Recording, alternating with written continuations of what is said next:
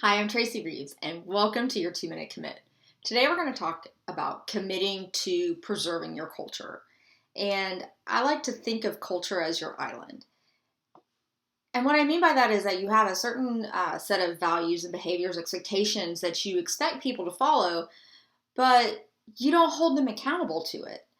And once you start not holding people accountable to behaving in the way that you expect them to behave, that starts to tear down the culture that you have in place. If it's okay for so and so, then it must be okay for me. And what you say are things that you really believe in just start eroding away. I propose to you that you treat your culture like an island, that you have a set of expectations, that you have rules that have to be followed. And once people start to break those rules, once they start to go off on their own, do their own thing that's not in line with what the values that you have in place are, you got to kick them off the island. I don't suggest you just go around firing people.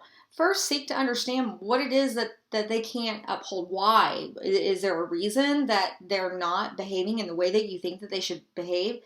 If there's not a legitimate reason, then you have to say bye-bye. Because if you don't, other people are going to start to act out. Other people are going to start to not follow what you have established.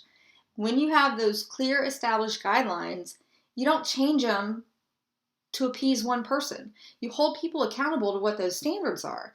And I'm sorry, but if they don't want to get in line and play by your rules and carry out your vision the way that you want it carried out, they don't get to play on your island.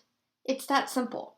So commit to really understanding what it is that you want your employees to follow, to adhere to, your expectations, your beliefs, and then make sure that you're holding people accountable to that.